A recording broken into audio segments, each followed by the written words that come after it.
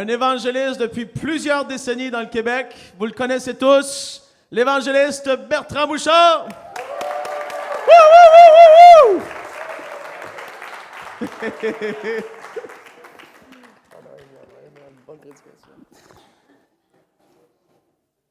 Allô? 1, 2, 3, c'est beau? M'entendez-vous bien? Savez-vous pourquoi je parle avant Jonathan? Parce qu'après, c'est parce qu'après, je ne pourrais pas parler. Ah non, merci Seigneur pour Jonathan. m'a essayé de lui donner une chance de parler. Amen. Je suis content d'être ici ce soir. Amen. On est depuis de bonne heure ce matin qu'on est sur la piste. On est en train de bouger. On va essayer de bouger encore. Je suis content de voir chacun de vous. C'est une bénédiction de vous voir. Savez-vous que je vous aime? Peut-être que vous ne saviez pas, mais je vous le dis, là. C'est ce qu'il a dit? Hey! Merci, il y a quelques-uns qui m'aiment. Alléluia. Ce soir, ils l'ont ôté, le numéro. C'était marqué 32. C'était marqué 32 ans. J'ai dit ça, c'est pour Jonathan. Il n'avait pas marqué mon âge parce qu'il avait peur. Il avait peur que je ne finisse pas ma prédication. Donc, j'ai choisi une écriture qui parle sur la foi et la persévérance, parce que c'est un peu le thème de nos rencontres. Fait que ce soir, vous allez venir avec moi, si vous avez votre Bible, dans Hébreux 6.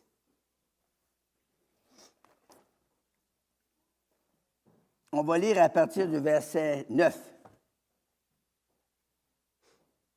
Comment il y en a qui croient dans la parole de Dieu, ici? Hey, wow, toutes les mains sont levées, là. Et des nouvelles pour vous, si vous croyez vraiment, là. Il va se passer de quoi ici? Comment il y en a qui l'ont trouvé? Dites Amen.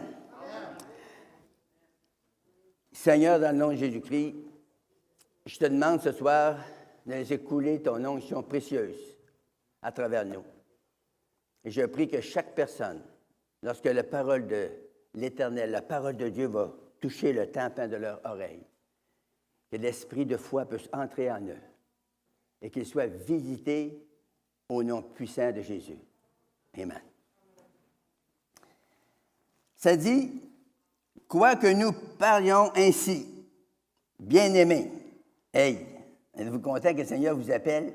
C'est bien-aimé. Ma femme m'a appelé même une fois, moi j'étais fou raide. Nous attendons pour ce qui vous concerne des choses meilleures et favorables au salut. Avez-vous compris?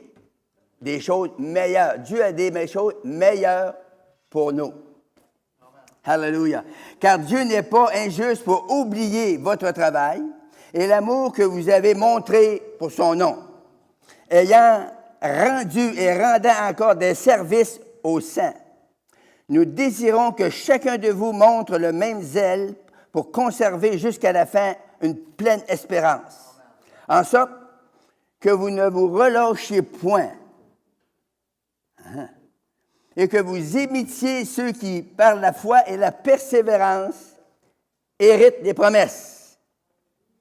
Lorsque Dieu fit la promesse à Abraham, ne pouvant jurer par un plus grand que lui, il jura par lui-même. Il dit, « Certainement, je te bénirai et je multiplierai ta postérité. » Et c'est ainsi qu'Abraham, ayant persévéré, obtint l'effet de la promesse. Wow! Ça dit tout.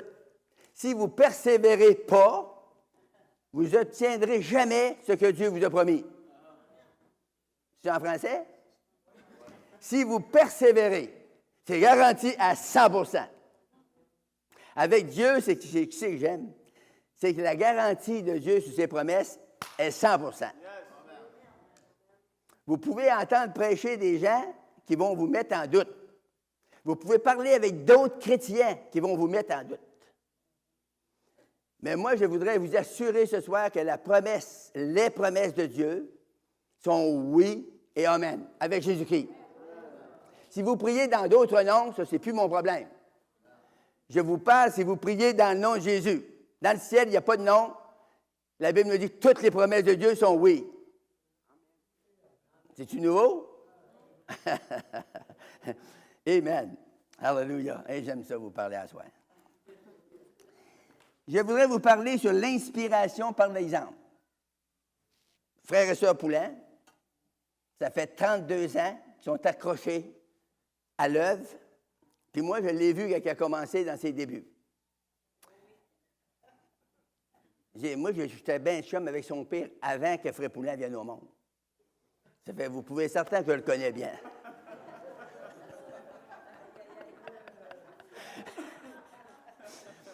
Puis je sais qu'il y a eu des hauts et des bas, on a tout ça.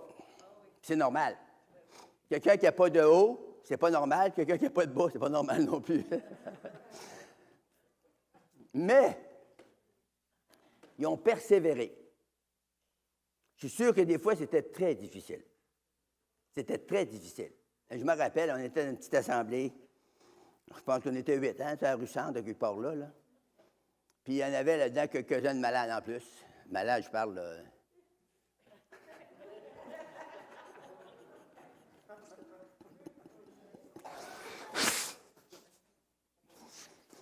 Puis frère et sœur Poulin, ils persévéraient pareil.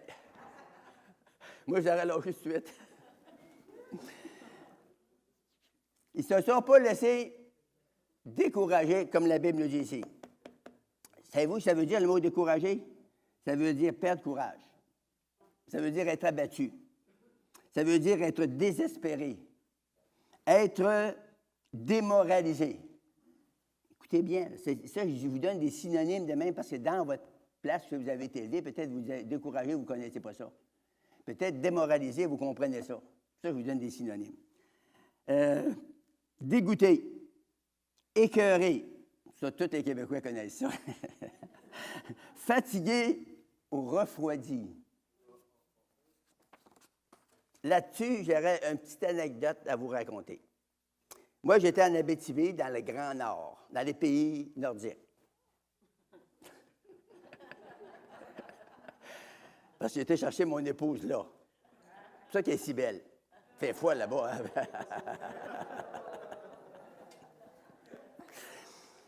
Puis on a commencé une œuvre toutes les deux. Juste toutes les deux. Parce qu'on arrivait de l'Ouest, des provinces de l'Ouest. Puis quand on arrivait là, il n'y avait pas d'ouvrage. Fait que je ne savais pas trop ce que ça fait. Il fallait que je travaille, il fallait manger. Comment qu'on arrive dans l'Ouest, il faut manger pareil, hein, dans l'Est. Fait que là, ben, j'ai dit à ma femme, on va vendre du pollen d'abeilles. Fait qu'on vendait du pollen. On a commencé avec 5, 6 madames, puis quelques-uns avec le mari. Fait que j'ai dit, moi, avant de commencer pour aller vendre du pollen, j'ai dit, on devrait prier. Les autres, c'est la religion, la grande religion, ils prient. Nomine Patris Spiritus Sanctus, ça finit là. Mais là, ils ont dit prier, oui. Puis on se poignait par la main, puis on a prié. Puis il y a une madame âgée qui m'a dit, elle dit, hey, M. Bouchard, vous devriez m'écrire votre prière. Elle dit, je la dirai à tous les soirs. Mais j'ai dit, je ne peux pas écrire ça, je ne sais même pas ce que j'ai dit. C'est vrai, nous autres, on prie, on ne s'en rappelle plus après. Hein? J'ai dit n'importe quoi. Oh non, non, elle dit, écrivez-moi là. Fait que là, ça m'a passé dans la tête, j'ai dit, hey, j'ai une idée. J'ai dit, je ne te l'écrirai pas, mais j'ai dit, samedi, si tu veux, samedi soir, je vais aller chez vous avec mon épouse, puis on va aller vous montrer à prier. Elle dit à son mari, elle dit, qu'est-ce que tu penserais de ça? Elle dit que M. Bouchard, il viendrait nous montrer à prier samedi soir. Il dit, taboire, c'est une bonne idée.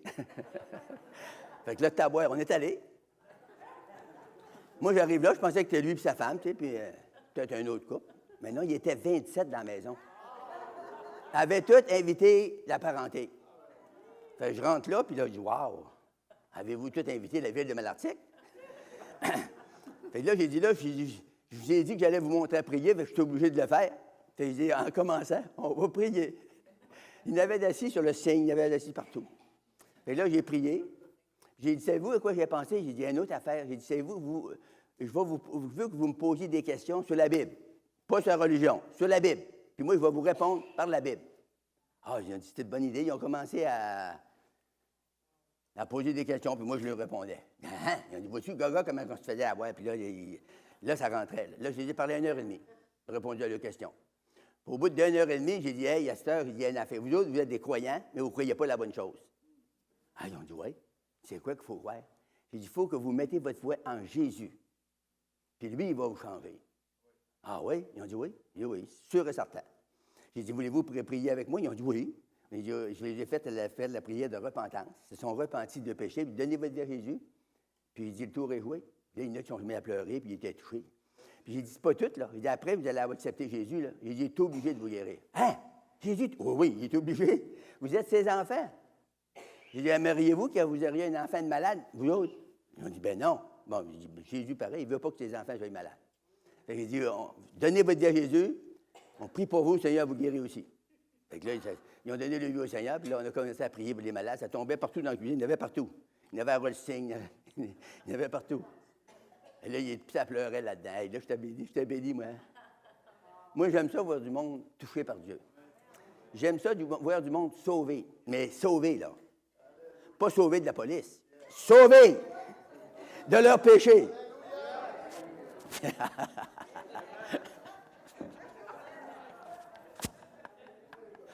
Là, on a monté à 100. Juste moi et ma femme qui a parti ça, là, on a monté à 100. C'est pour vous dire que c'est facile d'ouvrir une œuvre pour le Seigneur. Si vous voulez, là, c'est très facile. Puis là, là-dedans, ben moi, je prêchais, là. Moi, je suis pas un pasteur, OK? Disons que je suis un évangéliste. Le monde m'appelle un évangéliste. Je ne sais pas si je suis un évangéliste, mais en tout cas, le monde m'appelle l'évangéliste Frère Bouchard. Je suis bien content de me faire rappeler de même. Mais pendant que je prêchais, moi, là, le pasteur, tu prêches. Je prêchais 5 soirs par semaine. Parce qu'on avait des réunions à Malartic, puis on avait à Saint-Nathan, puis je voyageais 64 000, puis je prêchais 5 soirs par semaine. Fait que là, il y en a dans 100 têtes, il y a 100 idées. Il y en a qui ont 500 idées. Puis il y en a qui ont commencé à chialer, Frère Bouchard, ben, je sais pas que j'aimerais ça que je fasse ça comme autrement, puis les chialait. Puis moi, j'étais un gars, je suis vite découragé. Je suis vite encouragé, puis je suis vite découragé. Fait que là, j'avais pas dit à ma femme, là, je ne voulais pas aller jamais confesser une défaite de même à ma femme. Mais là, j'avais dit à moi-même, si ça ne fait pas votre affaire, et je vous lâche tout là pour vous arranger vos problèmes. Puis Frère Poulin était venu prêcher dans le même temps. Il prêchait dans nos réunions, là, la fin de semaine. J'avais pensé à ça, je ne l'avais pas dit à personne. Fait que là, Frère Poulin, il parlait avec son épouse, il a couru là, ben là, il l'avait appelé ou elle l'avait appelé, je ne me rappelle pas trop. Il parlait avec son épouse. Puis son épouse, savez-vous qu'est-ce qu'elle a dit? Elle ne savait rien, puis ma femme ne savait rien. Il y avait moi et le Seigneur qui savait. J'étais découragé, puis je voulais lâcher. Puis la sœur Poulin, elle m'a juste pris, elle a dit à Frère Poulin, elle dit, attends un petit peu, elle dit, lâchez pas, Frère Bouchard. Wow! Il a manqué de tomber à terre. Elle ne savait rien, là. Voyez-vous comment le Seigneur peut vous utiliser pour encourager un vieil évangéliste? Elle dit, lâchez pas, Frère Bouchard. Hey, j'ai dit, tout de suite, non, là, je ne suis pas certain. Puis là, ça a continué, parce que j'ai démissionné, puis je me suis en allé plein temps dans l'évangélisation. Fait que là, je travaille encore dans l'évangélisation. Je vais juste vous dire que s'il n'aurait pas persévéré, s'il n'aurait pas été là, mais moi, j'aurais lâché l'œuvre là-bas. Il était dans le salon mortuaire. Après ça, on avait loué le salon mortuaire. Je ne voulais pas dire mourir tout ensemble, mais on a des hauts puis des bas. On a des moments, ça va très, très bien, on vole quasiment. On a des moments, on a les ailes très basses. Mais il y a une affaire que je peux vous dire. Quand on continue à marcher par la foi, Jésus nous visite, puis il visite le monde alentour de nous. Puis on est super bénis. Puis moi, j'ai déjà prêché à New York, puis j'ai dit, moi, je suis un des hommes les plus heureux sur la face de la terre. Je prêchais ça à 2000 personnes. Puis le prêcheur, il a couru vite, puis il a dit, will you repeat this?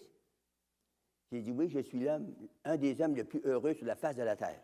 Il a dit au monde, do you hear that? Avez-vous compris ça? J'avais 71 ans de ce temps-là.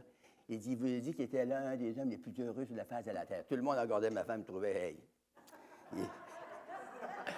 il est bien marié. Non, c'est une joke.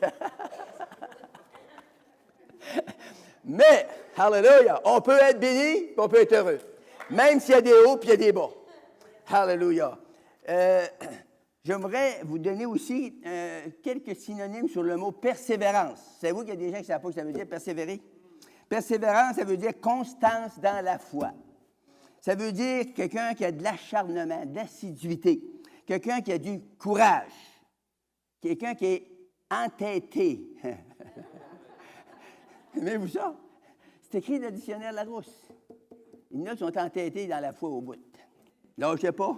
Quelqu'un qui a de la fermeté, de la fidélité, de la patience, de la volonté, de la résistance. C'est ça que ça veut dire le mot persévérance.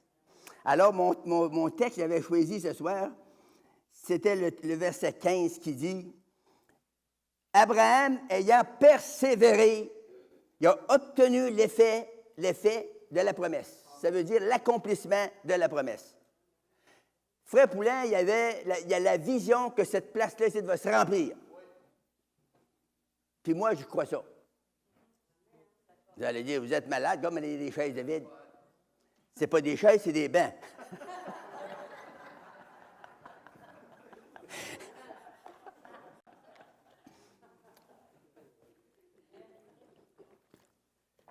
Savez-vous pourquoi je vous fais rire? C'est pas que j'ai des coups durs à vous donner, puis je vous... Non, c'est pas vrai. Moi, là, j'ai persévéré, ça fait 63 ans que j'ai donné ma vie à Jésus-Christ, que je suis sauvé.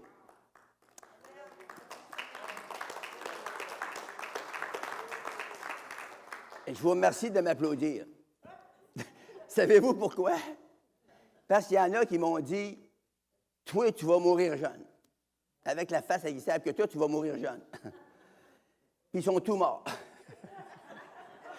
Puis moi, je suis encore là. Puis il m'a vous dire une affaire, je ne suis pas prêt de partir. Si vous êtes tanné de m'entendre prêcher, là, calez votre sucre. Jusqu'à quel âge que je vais prêcher, ça, je ne le sais pas. Mais je sais une affaire, par exemple.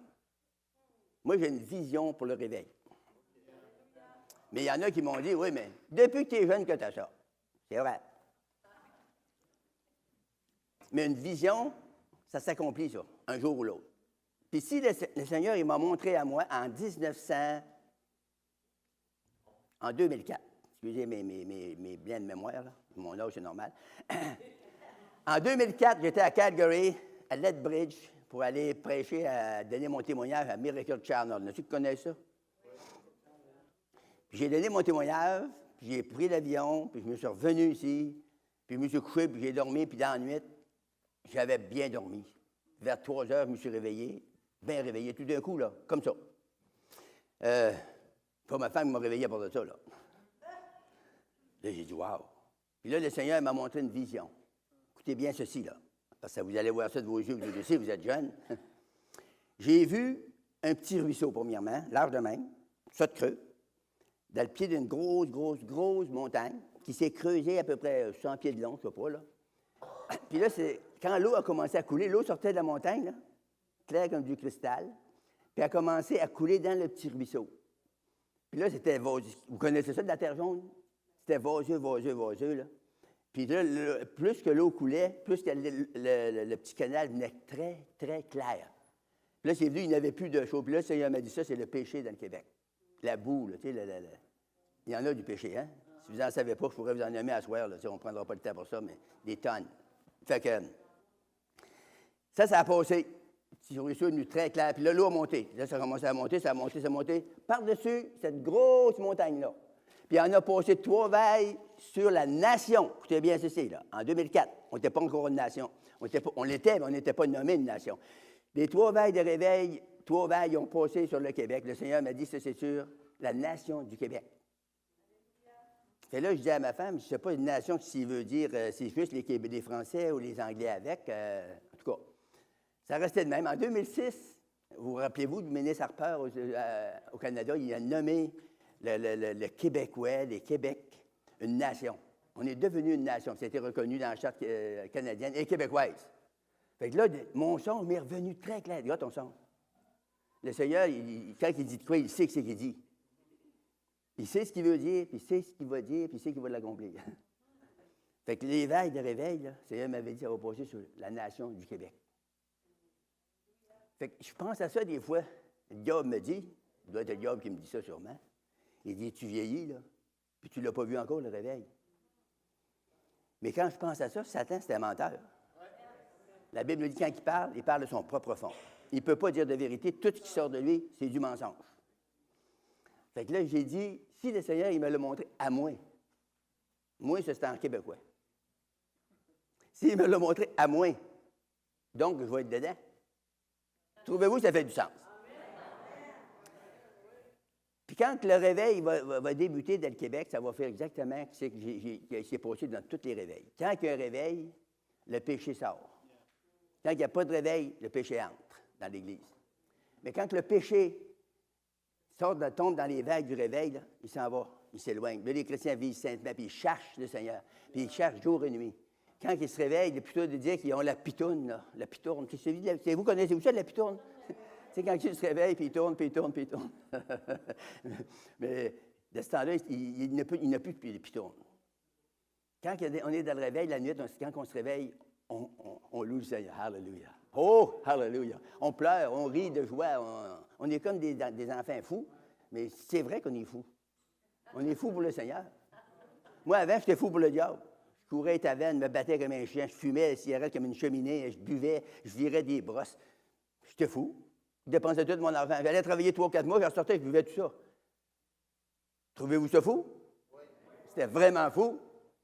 Mais à l'âge de 25 ans, j'ai rencontré un gars intelligent comme vous. Il m'a parlé de Jésus. Tu peux te sauver et être guéri. Sauver, je ne comprenais pas. J'ai envoyé ça par-dessus bord, mais j'ai été guéri, j'avais de l'arthrite, des rhumatismes. Ça m'intéresse. Il dit, viens, ça ne coûte pas une scène. Monsieur, de ce temps-là, il dit, ça ne coûte pas une scène. Ça ne doit pas valoir cher. Il dit, viens voir. Il parlait comme ça. Ça, j'ai été voir. Le matin, je n'ai pas compris. Mais le soir, j'ai compris. La puissance de Dieu a tombé sur moi. Savez-vous quand? Quand j'étais à genoux dans la salle de prière, comme ça, puis que j'ai arrêté de penser au monde, puis essayé de répéter les prières des chrétiens. Je ne connaissais pas ça, des prières, moi, là, Alléluia, gloire à Dieu, Amen, merci Seigneur, sauve-moi Seigneur. Je ne connaissais rien de ça. Moi, je connaissais Salut Marie 52 fois. Des fois, je disais, elle doit être fatiguée de m'entendre dire ça. Non, je pensais à ça, des fois, tu arrives à moi, puis tu dis, salut Bertrand, salut Bertrand, salut Bertrand, salut Bertrand. Hey! Je dirais, lâche-moi la paix. Fait que là, j'ai levé mes mains comme ça, il dit, Jésus, c'est misérable pécheur, sauve-moi! La puissance de Dieu, ouf, tombée sur moi. Ah, oh, c'est merveilleux. Je ne peux pas vous expliquer ça avec le petit français que j'ai. Parce que j'ai un français pauvre, vient de Gaspésie. J'étais assez béni, là. Je te dis, là, j'étais pour 3 mois, moi, je flottais. Je portais quasiment pas à terre, je flottais. Là. J'étais content, j'étais heureux, il n'y avait rien. Tant que je n'ai pas vu une bêtise dans l'Église, ça m'a découragé bien raide. Une chance que le chrétien qui me gardait, il est venu me trouver, et il m'a dit, hey, frère Bouchard, t'es allé là? J'ai dit, oui. Ah, je ne vais pas là. Oui, mais comment c'est ça qu'ils ont aimé en l'air, puis Alléluia, gloire à Dieu. Oui, mais ça ne fait rien, ça. Il dit, ils sont touchés, le Seigneur leur parle, mais ils ne se donnent pas. Avez-vous compris ça? Ils ne se donnent pas à Jésus. Ils ont les mains en l'air, puis Alléluia! À 4 et nouveaux, tu penses qu'ils sont dans le ciel. Au bon, non, ils sont dans le purgatoire bien proche. Fait que là, j'ai compris. Puis à cette heure, ça ne me dérange plus pantoute ce que le monde dise. Plus pantoute. J'ai compris que des gens sont dans l'Église, puis ils peuvent chanter Alléluia, puis soit ils peuvent être à verte. Si vous vous fiez sur les chrétiens, vous n'irez pas loin. Mais le Seigneur nous a dit de se confier en lui, en Jésus-Christ. Il est notre Sauveur, il est notre Seigneur, il est le Roi des rois, il est le guérisseur, il m'a guéri de l'arthrite des rhumatismes, il est notre délivrance, il est notre plénitude. Il peut vous baptiser du Saint-Esprit et de feu, et là, ce soir même. Il veut nous prospérer financièrement. Dieu ne veut pas que ses enfants soient pauvres. Pourtant, il y a beaucoup de pauvres parmi nous. Pourquoi? On n'a pas saisi la promesse de Dieu. Mais il faut qu'on la saisisse. C'est écrit noir sur blanc. Il y en a qui vont me faire dire arrête, Bouchard? Et je vais juste aller dans 2-3 versets. J'en ai pris. J'en ai 9-10. Fait que si je parle, j'ai 9-10, puis je te donne mon témoignage sur les 9-10, vous ne sortirez pas d'ici. Puis là, il y a mon fils qui va parler, puis lui, quand il va prendre la parole, moi, je m'assis puis j'écoute. Exode 14. Exode 14 et le verset 13. C'est-tu 13? Ben non. Ben oui. 14, 13.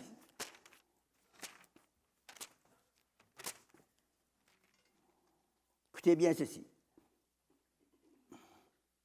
Moïse a eu des moments de découragement. Hein? Ça fait Poulain, puis Sœur Poulain, ils savent ça. Fait que là, en même temps, je veux citer un exemple. Moïse répondit au peuple, ne craignez rien. Là, il y avait une grosse attaque par l'ennemi. Plusieurs des nations fonçaient sur eux autres. Restez en place et regardez la délivrance que l'Éternel va vous accorder en ce jour. Car les Égyptiens que vous voyez aujourd'hui, vous ne les verrez plus jamais. L'Éternel combattra pour vous, et vous, gardez le silence. Et l'Éternel dit à Moïse, pourquoi c'est écrit? Parle aux enfants d'Israël et qu'ils marchent. Dieu veut qu'on vous parle de sa parole, que vous marchiez selon sa parole. Vous pouvez être certain, vous pouvez être sûr que si vous marchez selon la parole, vous marchez selon l'esprit. Vous ne sentez pas toujours l'esprit. Il ne faut pas que vous confondez ça.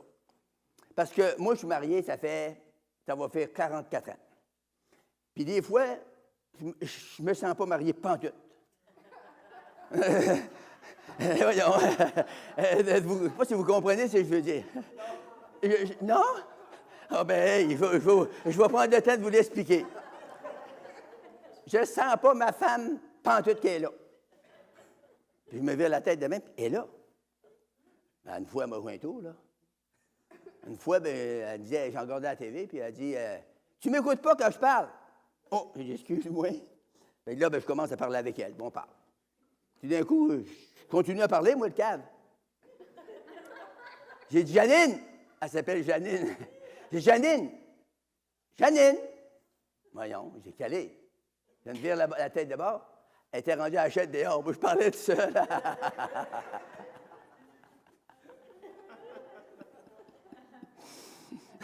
Ça peut arriver. On ne sent pas notre femme pente, on pense pas qu'on est marié. On ne sent pas qu'on est marié, mais on est marié. Avec Jésus, c'est pareil. Vous ne sentez pas toujours. Il y en a qui disent, voyons, je ne sens pas, j'ai perdu l'esprit. Tu n'as pas perdu l'esprit. Tu ne sens pas toujours. Mais je veux te dire un affaire, il est toujours là. Tu l'as accepté là, tant que tu ne le rejetteras pas. Lui, la Bible, le Seigneur a dit jamais qu'il va te reprocher. Je ne t'abandonnerai jamais. Wow! Il a dit ça. Il ne t'abandonnera pas. Toi, tu vas l'abandonner. Peut-être. Mais toi, tu veux dire que tu as la possibilité de l'abandonner. Mais lui, jamais. C'est-tu merveilleux? Moi, même quand je leur dis, là, ça me tente de courir dans la salle. De m'exciter pour vous dire, tu es un vieux fou, ça.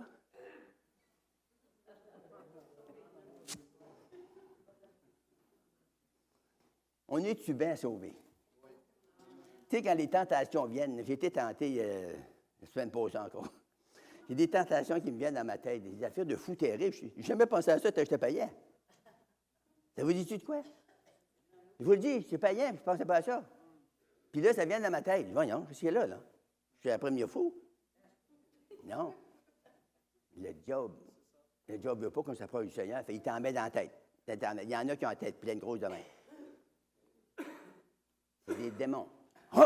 C'est Bouchard, nomme pas ça. Mais oui, si tu ne le nommes pas, tu vas continuer à être plein, la tête pleine. Ça ne veut pas dire que vous êtes possédé, ça, là. Comprenez-moi bien, là. Vous êtes oppressé ou vous êtes obsédé par des démons. Tu dis, hey, ça se peut-tu? Ben oui. Les enfants d'Israël étaient plus qu'1,5 million quand ils ont sorti du désert pour s'en aller de. Puis la Bible nous dit qu'ils étaient tous oppressés. Tous. Il y en avait des bons là-dedans, pas tous des. C'était pas tous des poules mouillées. Est-ce que vous me suivez? Il y avait des très bons chrétiens, mais il y avait des pas bons pantoutes. Il y en a qui étaient des idolâtres, ils ont fait toutes sortes d'affaires. Mais dès ce temps-là, il y avait un salut collectif. Fait que quand la présence de Dieu descendait sur les bons et sur les méchants, descendait sur tout. Mais aujourd'hui, faites attention, aujourd'hui, on a un salut personnel. La présence de Dieu peut descendre sur un frère d'être là, puis l'autre côté, il ne sentira rien en tout. Puis moi, ça m'est arrivé. Je ne sais pas pourquoi je vous dis ça, là. Peut-être que ça va vous aider. Dans les premiers temps, j'étais sauvé. Dans les premières années, j'étais à l'école biblique. À Petit-Bretel, j'étudiais à la parole. Fait que là, je vais dans une réunion, le pasteur prêche. Je n'ai pas été touché, pantoute, mais pas pantoute. Fait qu'en sortant, j'étais triste. Tu sais, quand tu es nouveau, hein, tu veux toujours être en feu, hein. Là, j'ai dit à un gars, j'ai dit, la main, comment ça va, Bouchard? Bien, j'ai dit, ça va pas trop bien, là. J'ai dit, le pasteur, il était sec un matin, pas à peu près. Il se met à pleurer. Je suis à pleurer. Hey, il dit, tu fou, va pas dire ça, il dit. C'est la meilleure réunion que j'ai jamais vue. J'ai dit, hein? Il dit, oui. Il dit, moi, j'ai été assez touché, là. J'ai pleuré toute la réunion. Ah! Il dit, ça me traversait partout l'esprit. J'ai dit, bon, il est-tu malade? Mais là, je me suis en allé, puis j'ai prié. J'ai dit au Seigneur, c'est quoi l'affaire? Comment ça que lui, il dit qu'il était touché comme ça, puis moi, j'ai trouvé ça sec au bout. Le Seigneur m'a dit, tu n'étais pas là. Tu n'écoutais pas, puis tu pensais à d'autres choses, le temps que le prêcheur prêchait, puis tu critiquais. J'ai dit, il est donc bien sec un matin. Si je pensais qu'il était sec, je ne vois pas rien dans ce verre d'humide. Est-ce que vous me suivez? Je ne pouvais pas sentir l'onction. J'étais déjà en rébellion. C'est ça qu'est le salut personnel. Mais c'est merveilleux. Vous pouvez être assis en rang sec au bout comme un poteau de téléphone planté sur une digue de roche. Puis vous pouvez être béni à l'os. Alléluia! Oh oui! Hey! Pourquoi? Parce que votre cœur est bien disposé puis vous recevez la parole. Et c'est vrai, hein? À ce temps, quand je m'assis, là, même si des fois le diable me dit des idées, là, bien, je dis merci Seigneur. Puis je prie pour le pasteur de ce temps-là. Je bénis les Seigneur, puis touche-moi aussi. Parce qu'on a besoin d'être touché, pas à peu près. Hein? Pour recevoir, il y a toujours, dans un message, il y a toujours une écriture qui devrait venir nous chercher. Ça, c'est sûr. Il y a toujours quelque chose à quelque part. C'est toi qui as eu la brillante idée de faire jouer I Fly Away ce soir? Ça vient de ta tête. C'est qui t'a demandé de jouer ça? I Fly Away? Ah! C'est mon chant préféré quand je vais à Saint-Julienne. Eh bien, j'y fais toujours chanter ça, puis I Fly Away. Ouf! Alléluia. Fait que quand vous chantez ce chant-là, c'est sûr que Frère Bouchard est béni. Puis il y en a qui ne l'aiment pas, ce chant-là. Il y en a qui trouvent ça simple, il y en a qui trouvent ça ne bénit pas pantoute. Voyez-vous comment est-ce que c'est, là? Un chant peut vous bénir, puis l'autre, de côté, va être bien sec. Un autre chant va bénir lui, puis vous ne vous bénirez pas pantoute. C'est ça, la vie chrétienne. La vie chrétienne, là, on fly away, oui. C'est sûr qu'on va flyer un jour ou l'autre, on s'en va avec le Seigneur, ça c'est sûr. Puis il y a des moments dans la vie chrétienne qu'on a vraiment envie de voler, on est vraiment béni. Mais il y a des moments que c'est sec, c'est dur, c'est raide, c'est pas encourageant. On dirait que tout est contre nous. Il y a des personnes, on dirait, qui sont contre nous. C'est pas vrai. C'est pas vraiment des personnes qui sont contre nous. C'est les démons qui sont contre nous. Les puissances des ténèbres vont toujours être contre la lumière. Parce que quand vous rentrez dans les puissances des ténèbres, la lumière apparaît, puis les ténèbres sont obligées de partir. Est-ce que vous me suivez? Quand il y a de la lumière, il n'y a plus de ténèbres. Quand la lumière est rentrée en moi, les ténèbres ont parti. Fait que plutôt de sacrer, je chantais des louanges. Puis même une fois, je travaillais en Ontario, au tabac, là, puis j'étais sur une wagon. Ils ont dit, vas-y, Bouchard, pour ouvrir le panneau du kill de tabac, là. Fait que je m'en vais là, moi. Puis là, je les avais dit que j'étais sauvé, puis je ne sacrais plus, puis j'étais tout délivré de ça. Ils ont dit, ah ouais, Bouchard, va ouvrir ça. Je pogne le corps, puis je tire, il part. Ça ne rouvrait pas. Fait que je te donne un coup, bang! Le corps casse, je tombe sur le dos, je tombe le dos sur une roche. Fait que là, les gars s'attendaient que j'allais en sortir toute une filée de sacs, tu sais. J'ai dit, ah, gloire à Dieu. Ils ont dit, il est vraiment sauté.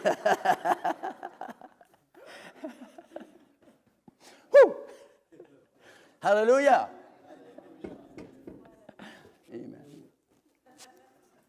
Juge. Le livre de Juge, chapitre 7 et le verset 17. Et j'avais des bonnes écritures. J'en ai bien trop, j'en ai une dizaine, fait que ça ne marchera pas. 7, 17. Il leur dit, vous me regarderez et vous ferez comme moi. Dès que j'aborderai le camp, vous ferez ce que je ferai. Des gens qui persévèrent dans la foi. Ils font des exploits avec Dieu. Et cet homme a fait un exploit. Regarde, il dit, vous ferez comme moi, puis vous allez voir ce qui va arriver. La puissance de Dieu a tombé, s'est manifestée. Si on irait dans 1 Samuel 14.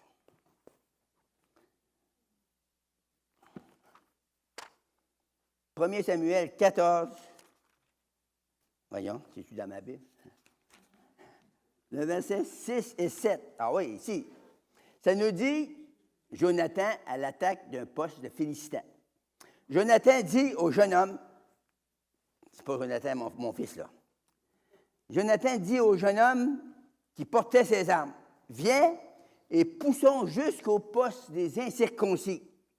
Peut-être l'Éternel agira-t-il pour nous, car rien n'empêche l'Éternel de sauver au moyen d'un petit nombre comme d'un grand nombre. Et celui qui portait ses armes lui répondit, fais tout ce qui est dans ton cœur. N'écoute que tes sentiments, me voici près de toi pour te suivre. C'est bon, hein? C'est ça que Dieu veut faire. Il veut qu'on avance, qu'on ne lâche pas. Il veut qu'on persévère. Il y en avait dans ce groupe-là, si vous lisez tout le passage, il y en avait qui étaient cachés partout dans le bois, des chrétiens, là, des Hébreux, la gang d'Israélites. Ils étaient cachés partout dans le bois, ils avaient peur, là, parce que les Syriens s'en venaient sur eux, ils avaient peur. Mais Jonathan n'était pas de ce genre-là. Jonathan était d'un genre à foncer. Un peu comme mon Jonathan, là. Il fonçait, puis il ne lâchait pas. Puis savez-vous ce qui est arrivé? Quand ils ont battu sur un arpent. Ils ont battu 30-35 hommes qui ont tué. Puis là, la peur a tombé dans le camp de l'ennemi. Puis là, la frousse les a pognés. Puis là, les enfants d'Israël ont sorti des brousses. Puis ils ont fait une victoire extraordinaire. Alors, vous pouvez, si vous continuez, si vous persévérez, vous pouvez faire des exploits merveilleux avec Dieu. Puis, la persévérance, c'est une des plus grandes qualités. La foi et la persévérance. Il y a des gens qui me disent des fois, j'ai la foi. Ça, c'est correct. Ça te l'apprend, la foi. Tu ne peux pas être sauvé sans la foi. La Bible nous dit, c'est par la foi qu'on est sauvé, c'est par la grâce qu'on est sauvé, par le moyen de la foi. Cela ne vient pas de nous, c'est un don de Dieu. Amen. Donc, tous les chrétiens qui sont nés de nouveau ont la foi. Mais un autre affaire, il faut qu'ils aillent aussi. S'ils veulent continuer dans la vie chrétienne, ça leur prend la persévérance. La persévérance, ça veut dire la ténacité. Ça veut dire de la patience. Puis ça, il y en a de nous qu'on a de la misère à voir ça. Mais ça nous le prend. Fait que si vous voulez avancer, lâchez pas. Tu sais, dans le Québec, ils ne disaient pas, de ce temps-là, il y avait un patois qui disait « lâche pas la patate ». Si on ne lâche pas l'Évangile, nous autres, on va faire des exploits merveilleux. Si on lâche, bien, oubliez ça, vous êtes défaite. Vous allez vivre une petite vie misérable. Moi, j'appelle ça une vie de chien. C'est une vie misérable, c'est une vie de misère, c'est une vie de défaite. Je ne peux pas vivre ça, moi. Moi, je ne peux pas vivre une vie de défaite. Il y en a qui se demandent des fois, tu sais, Boucard, frère Boucard, tout est gracieux, tu n'as pas de combat, tu ris tout le temps. Ben, j'aime ça rire. J'aime mieux rire que pleurer. Moi, quand je n'étais pas sauvé, j'ai pleuré souvent. Je pleurais sur mes péchés. Je me couchais le soir, je n'étais pas sauvé, là. Puis je pleurais. Puis je disais, Seigneur, tue-moi pas cette nuit parce que je finis, moi, là. Je m'en vais direct dans le Casimir en bas. Mais, le Seigneur m'a sauvé aussi. Amen. Le Seigneur, il a pris un petit détour, puis il m'a emmené, puis je me suis donné à lui. Ce soir, il va vous dire de quoi. Là, je vais donner la place à Dieu. Il me reste encore trop de versets, puis si je prends ça, ça va trop prendre de temps, puis vous êtes déjà fatigué de la journée. On va prier pour vous. Jonathan va parler, là, 2-3 heures, puis après ça... non, Joe, il va parler raisonnablement. Après ça, on va prier pour vous. Si vous avez des besoins, si vous êtes venu ici pas sauvé, vous pouvez sortir sauvé. Une nouvelle créature. Nouveau en Christ. Hey, c'est-tu merveilleux? Oh, vous pouvez sortir guéri. Si vous êtes malade, vous n'avez pas d'affaires, vous en retournez malade. Vous pouvez être guéri avant de partir. Parce qu'il y a de la puissance ici ce soir-là. Je la sens dans mes jambes déjà, là. La puissance surnaturelle de Jésus-Christ. Le feu de l'Esprit. Alléluia. Si vous avez besoin de délivrance, juste comme ça à soir, vous pouvez être délivré. Si vous voulez le baptême de l'Esprit en plénitude, vous pouvez l'avoir ce soir comme ça. Si vous voulez de l'argent, venez pas me voir. si vous voulez de l'argent, faites confiance au Seigneur. Quelqu'un peut vous donner une poignée de main et vous pouvez être surpris. Si vous êtes bien mal pris, là, je vous le dis, là, ça m'est arrivé des fois. Ça peut vous arriver à vous. Ça veut dire que tous vos besoins peuvent être comblés ce soir. Fait que attendez-vous, après avoir attendu Jonathan, puis le père Bouchard, attendez-vous de recevoir quelque chose. Dites-vous dans votre cœur, ce soir, c'est mon soir. Ce soir, c'est à moi, Seigneur. Ce soir, parle-moi, Seigneur. Par l'Esprit, par la parole, amen, l'onction de Dieu, qu'elle se répande sur chacun de vous. Et la parole de Dieu est éternelle, puis elle ne peut pas manquer, puis Dieu ne peut pas manquer, puis il ne peut pas changer. Il est le même hier, aujourd'hui, éternellement. Il ne changera jamais. Alléluia. Soyez bénis. Alléluia. Tous. Il faut que je dise que je suis content de vous voir en commençant, parce que c'est toujours comme ça qu'on commence, mais c'est vrai en plus. Gloire à Dieu. Et puis, je sais que Dieu va faire quelque chose ce soir, et il a déjà commencé. Moi, j'ai été béni ce matin par ce qu'il a fait. C'est une thématique que j'aime énormément, la foi et la persévérance, parce qu'il n'y aura jamais rien sans ça. C'est ça qu'on répète depuis, c'est ça que mon père a répété, que Frank a répété, que Frère Poulain a parlé aussi, puis c'est la réalité.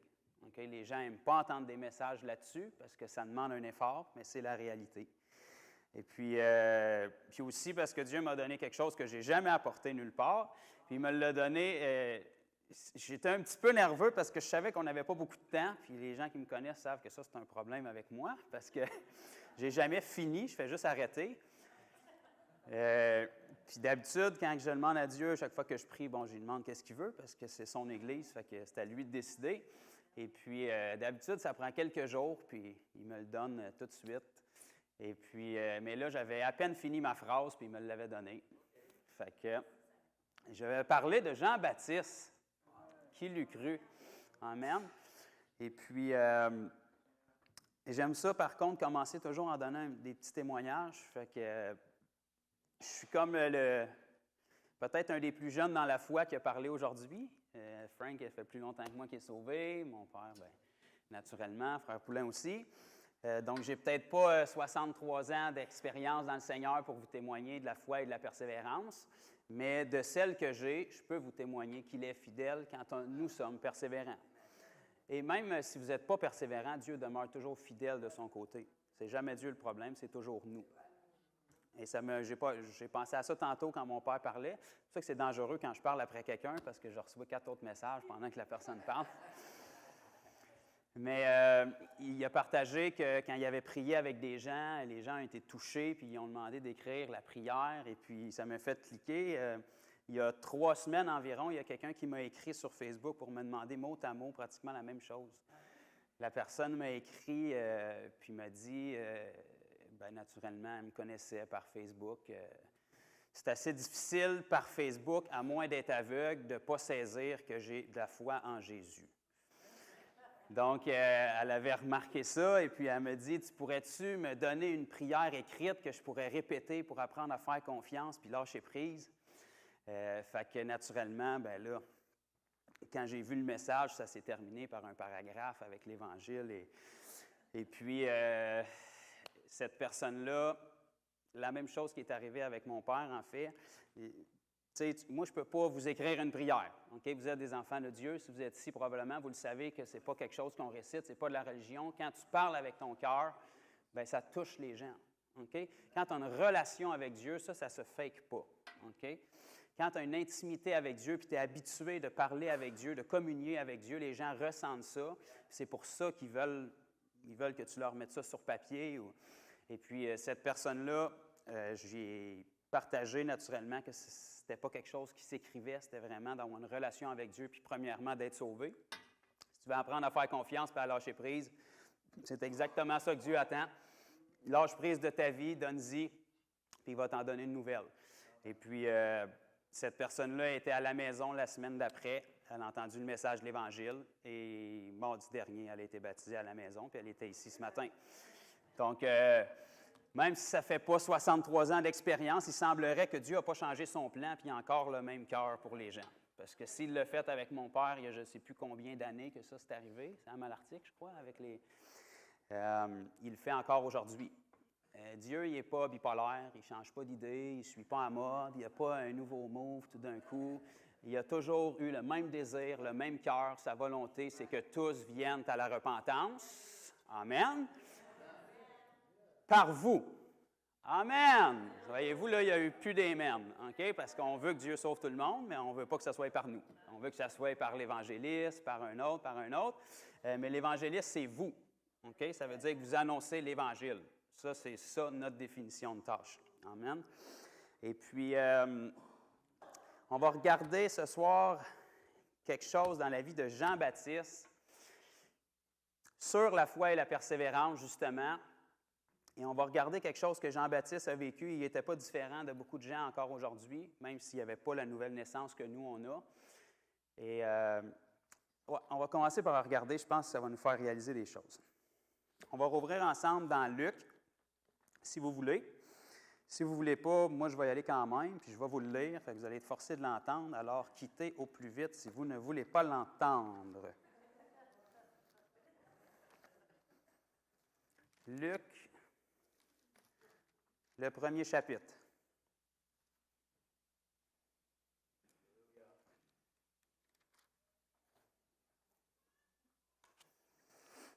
Évangile de Luc, chapitre 1. Et on va y aller au verset... On va commencer au verset 39. Dans ce même temps, Marie se leva et s'en alla en hâte vers les montagnes, dans une ville de Juda. OK, là, juste pour vous mettre dans le contexte, Marie, ici, on parle de la mère de Jésus, celle que mon père saluait beaucoup dans son ancienne vie. Elle entra dans la maison de Zacharie et salua Élisabeth, qui était une de ses parentes, et qui était la femme de Zacharie, et qui était la mère de Jean-Baptiste. Verset 41. Dès qu'Élisabeth entendit la salutation de Marie, son enfant tressaillit dans son sein et elle fut remplie du Saint-Esprit. OK? La première personne à reconnaître le Messie ici-bas, c'était Jean-Baptiste et il n'était même pas né encore. OK? Je vais juste ressortir des petits traits de caractère là, de Jean-Baptiste. On va tourner ensemble dans Jean maintenant. Évangile de Jean, chapitre 1 aussi.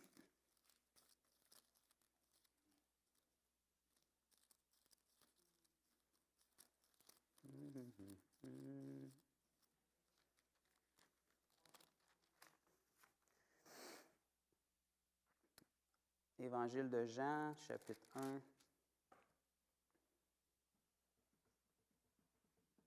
On va commencer au verset 29. Ici, pour se remettre dans le contexte, Jean-Baptiste était plus vieux, il avait commencé son ministère, et voici ce qu'il déclare. Le lendemain, il vit Jésus. Jean-Baptiste vit Jésus, venant à lui, et il dit, le même Jean-Baptiste qui, avant sa naissance, avait déjà tressailli par l'Esprit dans la présence de Jésus, qui n'était pas né non plus. Ce même Jean-Baptiste-là, il dit, « Voici l'agneau de Dieu qui ôte les péchés du monde. » Ça, c'est une déclaration claire, nette et précise. Tu n'inventes pas ça de même. C'est quand même assez important comme déclaration. Qui ôte les péchés du monde. Il y a une différence entre donner une prophétie comme « Je vois que le meilleur est à venir pour toi, puis Dieu t'aime, mon frère », puis dire à quelqu'un que c'est l'agneau immolé qui ôte les péchés du monde. C'est une parole précise, là. C'est celui dont j'ai dit après moi, « Il vient un homme qui m'a précédé, car il était avant moi. Je ne le connaissais pas, mais c'est afin qu'il fût manifesté à Israël que je suis venu baptiser d'eau. » Jean rendit ce témoignage, « J'ai vu l'Esprit descendre du ciel comme une colombe et s'arrêter sur lui. Je ne le connaissais pas, mais celui qui m'a envoyé baptiser d'eau, celui-là m'a dit, « Celui sur qui tu verras l'Esprit descendre et s'arrêter, c'est celui qui baptise du Saint-Esprit. » C'est encore valable. Si Jésus est encore vivant, puis il est celui qui baptise du Saint-Esprit, il n'a pas changé de tâche en cours de route. Amen. Et j'ai vu et j'ai rendu témoignage qu'il est le Fils de Dieu. Ça, c'est encore une autre déclaration claire. Il n'y a pas erreur sur la personne. Jean a déclaré que Jésus était le Fils de Dieu. On continue, verset 35. Le lendemain, Jean était encore là avec 2 de ses disciples, et ayant regardé Jésus qui passait, il dit, « Voilà l'agneau de Dieu. » Encore une autre déclaration claire de Jean-Baptiste sur Jésus. Okay? Et il faisait ça sous la direction de Dieu. Okay? Ce n'est pas une idée qui a passé dans la tête comme ça. Dieu lui avait dit, la personne que tu vas baptiser, sur laquelle mon Saint-Esprit va se poser, c'est lui. Okay? Verset 37, les 2 disciples entendirent prononcer ces paroles et ils suivirent Jésus. Okay? Ça, c'est généralement une bonne chose à faire quand tu entends parler de celui qui est l'agneau de Dieu, de le suivre, parce que tu as besoin d'un agneau pour payer ta dette. Donc, ils ont pris une bonne décision, puis quand vous continuez à lire la Bible, il semblerait que ça ait été profitable pour eux.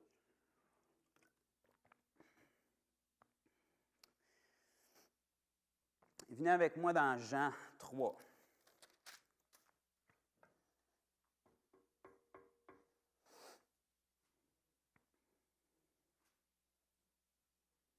On va commencer à partir du verset 27. Jean répondit, on parle encore du même ici, là. Jean le Baptiste, pourtant il était rempli de l'Esprit, mais en tout cas. Un homme ne peut recevoir que ce qui lui a été donné du ciel. Vous-même m'êtes témoin que j'ai dit, je ne suis pas le Christ, mais j'ai été envoyé devant lui. Celui à qui appartient l'épouse, c'est l'époux, mais l'ami de l'époux qui se tient là et qui l'entend éprouve une grande joie à cause de la voix de l'époux. Aussi, cette joie qu'est la mienne est parfaite. Il faut qu'il croisse et que je diminue. Celui qui vient d'en haut est au-dessus de tout. Celui qui est de la terre est de la terre. La parole, c'est simple dans le fond. Hein? Et il parle comme étant de la terre. Celui qui vient du ciel est au-dessus de tout. Il rend témoignage de ce qu'il a vu et entendu, et personne ne reçoit son témoignage. Pourquoi que je vous lis ça, puis que jusqu'à maintenant, ça n'a pas vraiment rapport avec la foi et la persévérance? Parce que je veux que vous sachiez ce que Jean-Baptiste a fait. Okay? Son but, pourquoi il était ici pour un but précis, Jean-Baptiste. Okay? C'était un prophète, c'était le premier prophète en Israël depuis 400 ans de silence. Okay? Il a accompli les prophéties. Jean-Baptiste était la voix qui crie dans le désert. Ça avait été prophétisé beaucoup d'années dans l'Ancienne Alliance, dans l'Ancien Testament, avant que ça arrive. Okay? Il était la voix qui crie dans le désert. Il était vêtu d'une manière plutôt bizarre, comme ça a été prophétisé aussi. Il se nourrissait de miel et de sauterelles sauvages, comme ça avait été prophétisé aussi. Il n'y avait pas erreur sur la personne. Il était envoyé par Dieu pour annoncer le message. Il a annoncé le message pour lequel il avait été envoyé. Il a déclaré précisément qui était le Messie. Il l'a reconnu et Dieu lui a confirmé et il l'a toujours annoncé et prêché. Et il a accompli pleinement ce que Dieu lui demandait de faire. S'il y a une personne qui savait qui était le Messie, c'était Jean-Baptiste. C'était la personne qui était le plus renseignée sur le sujet. Et on vient de lire plein d'écritures là, qui nous disent ça. Pourtant, on va juste tourner dans Matthieu 11, puis je veux lire une autre écriture avec vous.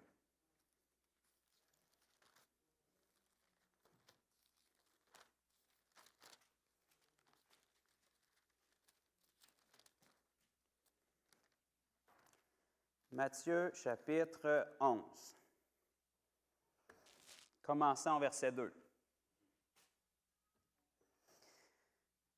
Jean, le même Jean, Jean le Baptiste, ayant entendu parler dans sa prison des œuvres du Christ, lui fit dire par ses disciples, « Es-tu celui qui doit venir, ou devons-nous en attendre un autre? »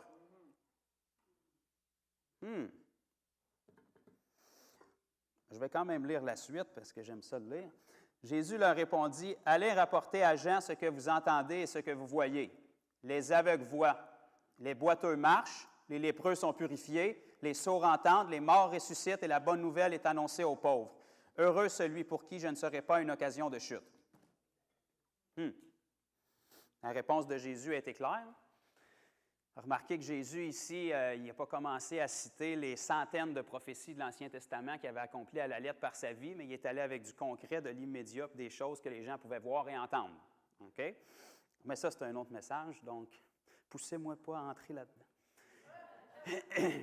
Jean-Baptiste, le même qui a déclaré à plusieurs reprises et de plusieurs manières qui était Jésus. À la fin de sa vie, le même Jean-Baptiste, il s'est remis en question. Il a envoyé quelques-uns de ses disciples vers Jésus pour lui demander, « Es-tu celui qui doit venir ou devons-nous en attendre un autre? » Tu sais, des fois, on lit la parole vite, puis « Alléluia ». On ne se rend pas compte de ce qu'on lit, là. Mais si on prend le temps de s'arrêter, de la bouche de qui est-ce que ces paroles-là sont sorties, là, puis qu'on met en rétrospective les versets qu'on vient de lire avant, là, c'est une question qui est vraiment étrange. OK? Venant de la bouche d'un homme qui, avant sa naissance, dans le sein de sa mère, avait déjà reconnu le Sauveur par l'Esprit. Le même Esprit qui était sur Jésus-Christ, c'était le même Esprit qui était sur Jean-Baptiste, parce qu'il était un prophète. Okay? La première voix en Israël depuis 400 ans, accomplissant toutes les prophéties qui avaient été faites sur lui, la voix qui crie dans le désert. Malgré les persécutions, il a continué à annoncer le message. Il a remarqué que Jean-Baptiste n'a jamais fait de miracle en passant. Donc, il fallait que sa parole ait une valeur pour que les gens y croient, parce qu'il n'a pas fait des miracles comme les autres prophètes de l'Ancien Testament. Et pourtant, la Bible nous dit, Jésus même a dit que c'était le plus grand des prophètes. Okay? Parce que ce qui caractérise un prophète, ce n'est pas les miracles, c'est le message. Tous les prophètes de l'Ancien Testament ont dit, le Messie arrive. Jean-Baptiste a dit, le Messie est là. Donc, le message est encore plus puissant. Et petite parenthèse, Jésus a dit que le plus petit dans le royaume de Dieu était plus grand que Jean-Baptiste. Pourquoi? Parce que Jean-Baptiste n'a pas seulement dit « le Messie est là », il a dit aussi « le Messie part ». Mais nous, on ne dit plus jamais « le Messie part » parce qu'il est établi une fois pour toutes. Il ne part plus. Il est avec nous jusqu'à la fin du monde. Okay? Il ne nous délaisse pas, il ne nous abandonne pas. Jésus a dit « Voici, je suis avec vous ». Pas « je serai », je suis avec vous tous les jours jusqu'à la fin du monde. Okay? Quand tu as la vie éternelle, ben il n'y a pas grand fin là. Fait que Jésus, il ne te délaissera jamais. Amen. Mais ce Jean-Baptiste-là, lorsqu'il s'est retrouvé, même après avoir vécu toutes ces choses-là, quand il s'est retrouvé en prison, vers la fin de sa vie, tu sais, quand tu te retrouves en prison parce que tu annonces l'Évangile, puis ton but sur terre, c'est d'annoncer l'Évangile, tu sais que la prochaine étape après la prison, ce ne sera sûrement pas une bonne étape, là. Tu es en prison pour l'Évangile, puis tu ne feras jamais rien d'autre qu'annoncer l'Évangile, là, tu as un problème. Il y a un petit conflit d'intérêts, là. La prochaine étape, c'est soit la prison à vie, ou soit il n'y a plus de place dedans, fait qu'on t'élimine. Okay? Quand ce même Jean-Baptiste-là a fait face à des circonstances qui étaient contraires à ce qui aurait dû arriver, des circonstances qui étaient contraires à ce que lui pensait, il a commencé à se remettre en question, comme la majorité d'entre nous ont fait. Là, je vais laisser un gros silence pour qu'il y ait un gros malaise.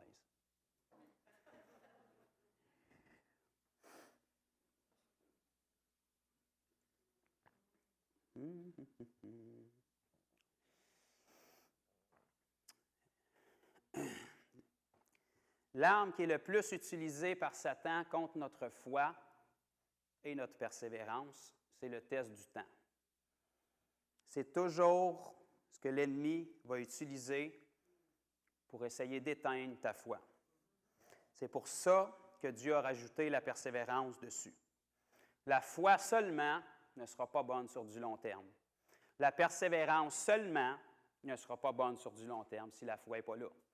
Parce que de la même manière que tu peux persévérer dans la foi, tu peux aussi persévérer dans l'incrédulité. Okay? Donc, la persévérance, il faut qu'elle soit sur de la foi. Puis pour ça, il faut que la foi soit présente. Okay? La foi, tu peux l'utiliser pour de l'immédiat. Okay? S'il y en a qui me connaissent, des guérisons immédiates, j'en ai vu, j'en vois, puis je vais en voir encore. Même si les gens ne sont pas d'accord. Parce que c'est comme ça. OK? Mais si je veux en voir encore, il faut que j'aie de la persévérance sur ma foi. OK? Parce que même si la personne qui est en avant de moi en ce moment, qui a besoin de guérison, est guérie, si je veux que la prochaine soit guérie, il faut que je persévère dans ce foi-là. OK? Je l'ai partagé en fin de semaine passée à Drummondville, mais souvent les gens perçoivent la foi comme un outil qu'ils ont dans leur ceinture. Puis quand ils font face à une situation qui est difficile, ils sortent leur petit fusil de foi, puis là, ils menacent l'ennemi avec ça. OK? Ça, c'est un gros problème, parce que la foi, ce n'est pas une arme, c'est censé être un état. Tu vis dans la foi. La Bible nous dit dans Hébreux 11:6 que sans la foi, il est impossible d'être agréable à Dieu. Donc, si la foi, c'est un arme que tu te gardes ici, puis tu t'en sers quand tu en as besoin, bien, entre le moment où tu en as besoin, puis le dernier moment où tu en as eu de besoin, tu n'étais plus dans la foi. Fait que là, tu as un problème, tu n'étais plus agréable à Dieu. OK? Donc, la foi, ça doit être un état où on demeure constamment. OK? Parce que c'est notre foi en Jésus qui nous garde en lui. Donc, si tu resserres ton petit fusil de foi dans ta poche, là, bien, qu'est-ce qui te dit que tu es encore en Jésus? OK? C'est ta foi qui te garde greffé à l'olivier. OK? Jean-Baptiste, vers la fin de sa vie, a fait face à une situation. Okay? Ce qui se disait dans sa tête, son cerveau rationnel humain, c'est pourtant, j'ai accompli ce que Dieu m'a demandé d'accomplir. J'ai annoncé le bon message, je ne l'ai pas dilué quand les persécutions sont arrivées, parce que ce n'est pas tout le monde qui était d'accord avec le message de Jean-Baptiste. Puis je vous l'annonce encore aujourd'hui, en 2018, si vous sortez avec le message de Jean-Baptiste, allez dire aux gens qui sont pécheurs, qui doivent se repentir, je peux vous annoncer d'avance qu'ils ne vous aimeront pas tous non plus. Je peux même vous annoncer que tous ne vous aimeront pas. OK? Parce que c'est comme ça. Puis c'est le message que la parole annonce. OK? Si on le dilue, les résultats vont être dilués. Si on garde le même message, les résultats doivent être les mêmes. OK? Jean-Baptiste a fait ce qu'il devait faire. Jean-Baptiste a été la voix qui criait dans le désert. Jean-Baptiste s'est nourri de sauterelles et de miel sauvage. Jean-Baptiste s'était consacré à Dieu et il a consacré sa vie pour la cause. Ce n'est pas lui qui a eu une bonne idée un matin qui s'est dit « on va saucer le monde dans l'eau pour qu'il se repente ». Okay? Il faisait ce que Dieu lui avait dit de faire. Il a persisté, il l'a fait, il a accompli sa tâche. Pourtant, il s'est ramassé à un endroit où il ne comprenait pas pourquoi il était là. Et quand il s'est ramassé dans cet endroit-là, il a commencé à remettre en question, malgré toutes les choses qu'il avait vues et qu'il avait fait, et tous les moments où Dieu avait été fidèle dans sa vie. Okay? Et c'est comme ça pour la majorité des gens. Okay? Quand on fait face à une situation et qu'on est dans l'épreuve, on oublie vite toutes les fois où Dieu nous en a sortis avant, parce qu'on voit seulement l'épreuve. Tous les gens qui ont partagé aujourd'hui l'ont partagé. Dans la vie, il y a des hauts et des bas. Okay? Le problème, pourquoi il y a des hauts et des bas, c'est notre perspective. Okay? Parce que les hauts et les bas, ils doivent être dans la vie, pas dans notre vie, dans la vie. Okay? Si tu es dans un haut puis dans un bas, c'est parce que quand tu es dans le haut, tu regardes aux circonstances. C'est ça qui te rend dans le haut. Si tu es dans un bas, c'est parce que quand tu es dans le bas, tu regardes aux circonstances. C'est ça qui fait que tu te sens dans le bas. Okay? Si tu apprends quand tu es en haut à ne pas regarder aux bénédictions, bien qu'elles sont extraordinaires, mais à regarder à Dieu, bien, quand tu vas être dans le bas, tu ne regarderas pas aux choses mauvaises qui se passent, tu vas continuer à regarder à Dieu. Quand Jésus a envoyé ses disciples et qu'ils ont fait ce que Jésus leur avait dit de faire, ils sont revenus tout joyeux. OK? Donc, là, je vous donne une petite clé. Là, si vous voulez être heureux, faites ce que Jésus vous dit de faire. OK? Peut-être un autre indice, guérir les malades, chasser les démons, annoncer l'Évangile, ressusciter les morts, purifier les lépreux. Alléluia! Vous allez être heureux. OK? Ils sont revenus tout joyeux vers le Seigneur. Et puis Jésus leur a dit, « Réjouissez-vous pas de ce que les démons vous sont soumis. » Même si c'est extraordinaire. Mais réjouissez-vous de ce que vos noms sont écrits dans le livre de vie. OK? Est-ce que Jésus avait un problème avec le fait qu'il était dans la joie? Dieu aimait ça, voir ses disciples dans la joie. Quand tu passes ton temps à être persécuté, tu es content de savoir que les 12 gars qui te suivent, qui n'ont jamais de toit au-dessus de la tête et qui ne savent pas ce qu'ils vont manger à leur prochain repas, reviennent dans la joie. OK? Le problème, ce n'était pas la joie, c'est que leur joie était circonstancielle. Ça veut dire que si tu es dans la joie à cause de ce qui s'est passé, le lendemain, s'il ne se passe pas ça, est où ta joie? OK? Si tu es dans la joie parce que tu es un enfant de Dieu, le lendemain, il se passera ce qui se passera, tu es encore dans la joie. OK? Fait que peu importe les jours dans ta vie où il y a des hauts puis il y a des bas, toi, tu n'es pas dans le haut puis tu n'es pas dans le bas. Tu es toujours en Christ. OK? Tu enlèves tes yeux sur les circonstances puis tu gardes tes yeux sur Christ. Parce que quand tout le monde est guéri, Jésus est roi. Quand tu vois personne de guéri, Jésus est encore roi. Quand tout le monde sont sauvés, Jésus est roi. Quand tu vois personne de sauvé, Jésus est encore roi. OK? Si toi, tu continues de faire toujours ce que tu dois faire, bien, tu vas toujours rester égal. Tes yeux ne seront pas sur les circonstances. Bien, naturellement, on va se réjouir quand on voit des gens sauvés. Naturellement, on va se réjouir quand on est touché par la puissance de Dieu. Naturellement, on va se réjouir quand on va voir des vies libérées, des vrais saluts, comme mon père a parlé, des gens qui sont transformés. OK? Je ne sais pas à quelle place dans l'histoire de la chrétienté est-ce que le salut, c'est devenu une prière pour se garantir le ciel un jour, puis une confession, alors que dans la parole, c'est une transformation immédiate, naturellement, qui t'amène au ciel un jour. Mais le but, ça n'a jamais été de t'amener au ciel un jour. Ça, c'est très égocentrique et égoïste. OK? Si tu as peur de l'enfer puis tu acceptes Jésus parce que c'est la porte pour t'en sortir, ça n'a rien à voir avec l'amour pour Dieu. Ça a à voir avec l'amour pour ta vie parce que tu as peur d'aller en enfer. La première chose que Jésus nous demande de renoncer pour aller dans sa présence, c'est nous-mêmes. Si tu donnes ta vie à Jésus parce que tu as peur de l'enfer, tu ne renonces pas du tout à toi-même. Tu t'occupes de toi-même. OK? Renonce à toi-même, charge-toi de ta croix, suis Jésus, nouvelle naissance, meurs en Christ, ressuscite en lui. Tu le fais par amour pour Dieu, pas parce que tu as peur de l'enfer. OK?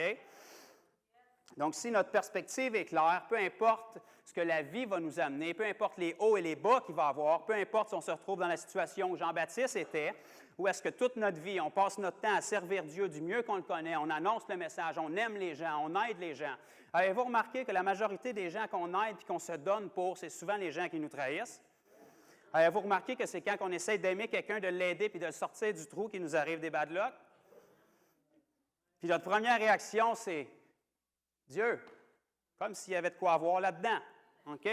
Dieu t'avait même averti. Tu vas avoir des persécutions si tu vis pieusement. Pas si tu parles pieusement, parce que ça, c'est facile. Si tu vis pieusement, tu vas être persécuté. Dieu a pris la peine de t'avertir pour te dire dans ce monde, ce qui veut dire tant que tu es ici. Okay? Si tu es un astronaute qui va sur la Lune, là, c'est une autre affaire, mais là, je te parle dans ce monde, tant que tu es ici, tu vas avoir des tribulations. Fait que quand il y en a, lève pas le poing vers Dieu. Lève les mains et dis « Oh, une chance que tu m'avais averti, sinon j'aurais été surpris. »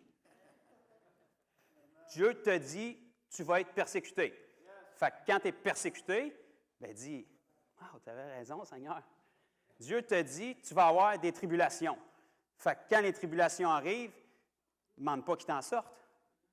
Il te dit que tu allais en avoir. Parce qu'il a besoin de toi et des tribulations pour libérer les autres qui sont dedans. Parce que toi, tu as été libéré. OK? Si toi, tu te retrouves dans une situation de tribulation, tu n'es pas censé être en tribulation. Tu vis dans ce monde, mais tu n'es plus de ce monde. Tu es un enfant de Dieu. Tu es passé des ténèbres à son admirable lumière. Donc, tu es capable de prendre ceux qui sont dans les tribulations, les amener dans le royaume pour que leur perspective change. OK? Des fois, Dieu arrête la tempête. Des fois, Dieu change la personne dans la tempête. Jésus a arrêté la tempête, puis d'autres fois, il a marché sur l'eau dans la tempête. Mais il n'a jamais été en dessous. OK? Quand il a arrêté la tempête, c'était parce que les disciples, la majorité du temps, étaient en panique. OK? L'autre endroit où il y a eu une tempête, il ne l'a pas arrêté, il a marché dedans. Ça n'a pas changé l'attitude de Jésus, il n'avait pas peur, il n'était pas en rébellion, il n'a pas levé le poing vers le ciel, dire « Pourtant, j'ai fait seulement ta volonté, tu aurais pu arrêter la pluie, tu fais peur à mes disciples, là, je vais être obligé de leur donner des sessions de psychanalyse pendant une semaine pour les remettre, ils vont vouloir s'en aller, ils vont être déçus, j'en ai déjà un qui est un traître, il va devancer sa trahison. » Il n'a pas fait ça. OK? Il a marché dans la tempête comme roi des rois et seigneur des seigneurs, comme il a toujours fait. OK? Parce que sa perspective était claire. Il n'était pas dans l'épreuve une journée, puis dans la joie le lendemain, parce qu'il regardait à son but, il regardait à son assurance. Il n'a pas laissé tomber la croix en cours de route. Savez-vous que Jésus, à n'importe quel moment en route vers Golgotha, il aurait pu la laisser tomber et dire « C'est assez pour moi. J'ai fait ma part, là. » On rit, parce que ça ne se peut pas dans la bouche de Jésus. Pourquoi ça se peut dans l'autre d'abord? Ah, mais ça, mon frère, c'est Jésus. Non, ça, c'est ton modèle. Celui qui vit en toi et qui t'a rendu comme lui. Jésus, à n'importe quel moment, en route vers Golgotha, quand il était en lambeaux, sa peau était déchirée, la Bible nous dit qu'il a été meurtri plus que n'importe quel fils de l'homme. Ça veut dire qu'en le regardant, tu pouvais à peine distinguer si c'était un homme ou une femme. C'est à ce point-là qu'il a été meurtri. OK? Puis il n'était pas sur la morphine. Il ressentait tout ce qu'il a reçu comme coup. OK?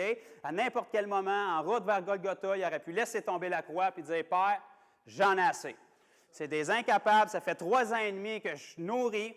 Ça fait 3 ans et demi que je les nourris. Ça fait 3 ans et demi que je guéris tous leurs malades. Ça fait 3 ans et demi que je chasse tous leurs démons. Ça fait 3 ans et demi que je ressuscite toutes leurs morts. Puis ils ont libéré Barabbas.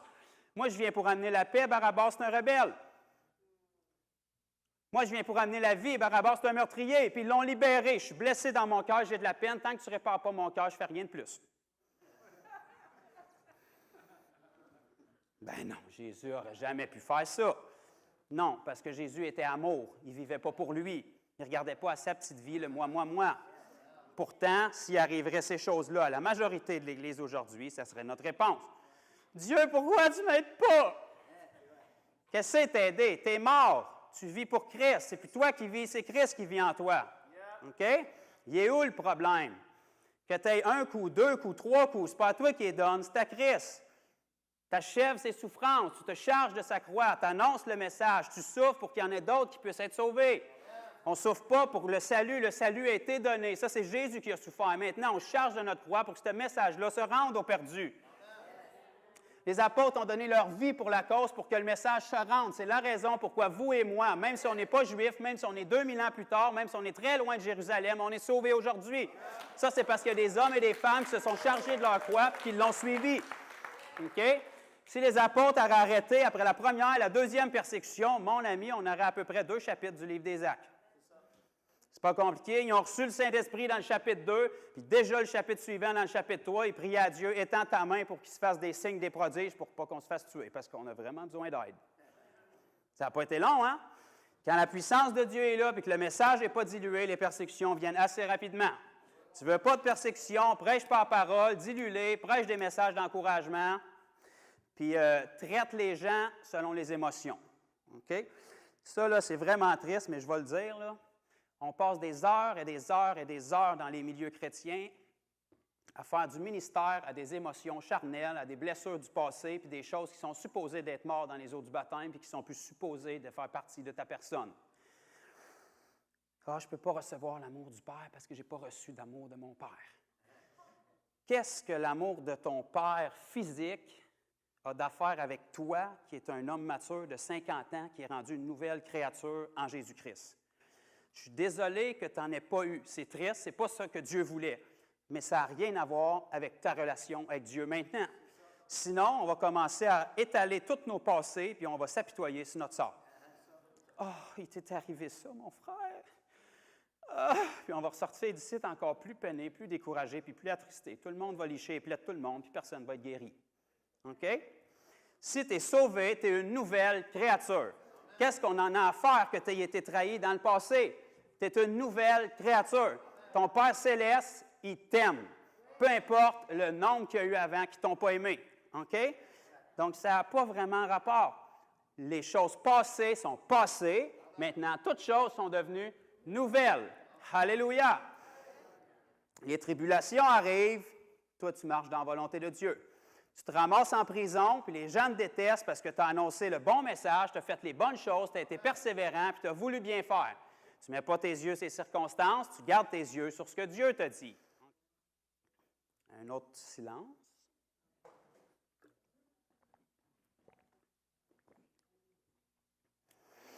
Jean-Baptiste, si vous le savez, c'était pas la pire des choses de se ramasser en prison parce qu'il est arrivé un autre petit pépin après. OK? Il est arrivé, comme il arrive à beaucoup de chrétiens aujourd'hui, il a perdu la tête. Mais pour la bonne cause. Amen. Est-ce que ça change sa récompense au ciel? Non. C'est des choses charnelles d'ici-bas. C'est des persécutions qui nous sont promises. Si tu as signé pour avoir une vie parfaite à ta façon, tu vas avoir un gros problème. Parce que tu deviens une cible grosse comme ça pour l'ennemi. Aussitôt que l'ennemi touche à une des choses pour lesquelles ça a de la valeur à tes yeux, où est-ce que tu es Dieu, tu m'as abandonné? OK? Si tu as donné ta vie à Dieu, puis il n'y a plus rien là-dedans qui t'appartient, touche à ce que tu veux. Si tu touches à ma vie, tu touches à Dieu. Arrange-toi avec mon Père. Moi, je ne ferais pas ça, il est à ta place. OK? Parce que mon Père est plus fort que le tien. Alléluia! OK?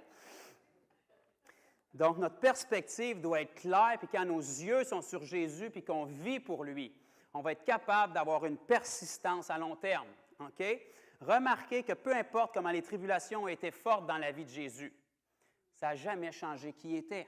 Ça n'a jamais changé son amour pour les gens. OK? Il n'a jamais arrêté de bouder, puis de se rassembler avec ses disciples, ses frères et sœurs, parce qu'il était déçu d'eux autres. Il n'a jamais arrêté de se rassembler avec ses disciples, les frères et sœurs, en disant « Moi, je ne vais plus avec eux autres, je ne sens pas d'amour avec eux autres. » Bien, tu devrais en sentir parce que tu étais là et tu es supposé être amour. Fait que s'il n'y avait pas d'amour, c'est parce que tu n'en as pas d'amour. Le problème, ce n'est pas tes frères et sœurs, c'est toi. Moi, je ne vais plus dans cette église-là, je n'ai pas senti d'amour. Bien, tu es supposé d'en sentir parce que tu es amour. Si tu vas à l'église pour recevoir de l'amour, tu as un problème. parce que tu es supposé d'être devenu la source d'amour pour les gens. OK? Ton amour n'est pas supposé devenir des gens. Ton approbation, ta bénédiction n'est pas supposée devenir des gens. Elle est supposée devenir de Dieu. Si tu es mort en Christ, tu es connecté à Dieu, tu as été restauré dans la source d'amour originale qui est Dieu. Donc, tu n'as pas besoin de l'amour des autres pour être bien. Tu es devenu la manifestation de l'amour de Dieu sur terre. Car Dieu a tant aimé le monde qu'il a donné son Fils unique, afin que quiconque compte en lui ne périsse point, mais qu'il ait la vie éternelle. Alléluia! OK? Car le Fils n'est pas venu pour juger le monde, mais pour sauver le monde. Si tu veux sauver le monde, tu ne les juges pas, tu laisses ça à Dieu, tu les aimes, tu leur donnes le message d'espoir, tu leur annonces clairement qu'ils doivent se repentir. Ça, en passant, ce n'est pas du jugement, c'est dénoncer un fait. Je ne te juge pas, Dieu dit que tu dois te repentir. Tu es qui pour me dire ça? Tu ne me connais pas. Tu as raison, mais Dieu te connaît et il dit que tu dois te repentir. Comment tu sais ça? Parce que tu es une personne et quiconque doit se repentir. Je ne te juge pas, je t'annonce le message. Si je te vois rouler à 120 sur un pont qui est coupé, je vais tout faire pour t'avertir.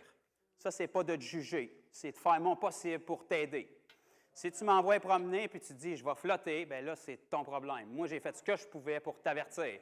Si je t'annonce le message de repentance puis tu ne l'acceptes pas puis tu penses que je te juge, bien ça, ce n'est pas mon problème. Je vois que tu péris parce que j'étais sur la même route que toi, donc par conscience, je dois faire quelque chose pour t'avertir. OK? Donc, si on annonce le message, puis on fait ce que Jésus a dit, puis on persiste là-dedans, on ne vivra pas pour nous-mêmes, puis on va arrêter d'avoir des hauts et des bas. Quand les hauts et les bas vont arriver, bien, ils vont juste se passer autour de nous, puis nous, on va continuer de marcher dans la force, dans la puissance. Toutes les vallées vont être aplanies, toutes les montagnes vont être aplanies, puis toutes les vallées vont être élevées, puis on va marcher sur le chemin que Dieu a tracé pour nous. OK? Amen? Donc, on va arrêter parce qu'il se fait tard, mais je n'ai pas prêché 3 heures. Quand même, c'est bien. J'aimerais ça faire une prière générale pour ce qui est de la persévérance. J'aimerais ça prier pour frères et sœurs Poulain aussi, pour que les 32 ans qui ont été vécus soient juste le début de d'autres années encore. Pourquoi abandonner après 32 ans? Continuons donc. Amen. Donc, ceux qui veulent s'accorder, on va prier pour que Dieu les dirige, pour que Dieu passe à travers eux. Puis après ça, j'aimerais beaucoup ça, si c'est possible, qu'on chante « Briser les chaînes », comme vous avez chanté tantôt. Je ne suis pas quelqu'un de très, très sentimental avec Dieu. Je ne ressens pas beaucoup de choses, puis je ne recherche pas ça, mais j'ai ressenti quelque chose quand vous l'avez chanté. Parce que quand ça nous dit « Il y a une armée qui se lève », c'est la vérité. C'est très, très prophétique, surtout ici au Québec. OK? Puis que vous soyez d'accord ou pas, Dieu va lever son armée. L'idéal, c'est que vous soyez dedans. Parce que si vous ne voulez pas y être dedans, puis vous passez à côté, il ne tordra pas le bras de personne. Ça va arriver coûte que coûte. Les vagues que mon père a témoignées tantôt, ça va arriver coûte que coûte. Mais arrangeons-nous donc pour être en plein dedans au lieu de surfer et de passer à côté. Amen? Donc, Sœur Poulain, es-tu proche? En haut. Si elle m'entend, j'aimerais ça qu'elle puisse venir pour qu'on puisse prier pour eux ensemble. Et puis, après ça, tous ceux qui ont des besoins, puis tous les autres, mon père, frère Poulain, Frank, s'il est encore là, Linda, on aimerait prier pour vos besoins aussi. Et puis, vous savez, ce n'est pas les messages les plus populaires, parce que la balle n'est pas dans le camp de Dieu, elle est dans le nôtre. On décide de croire, puis on décide de persister. Il n'y a pas de façon magique, il n'y a pas de raccourci. La persévérance, ça se fait avec le temps. Sœur Poulain est là.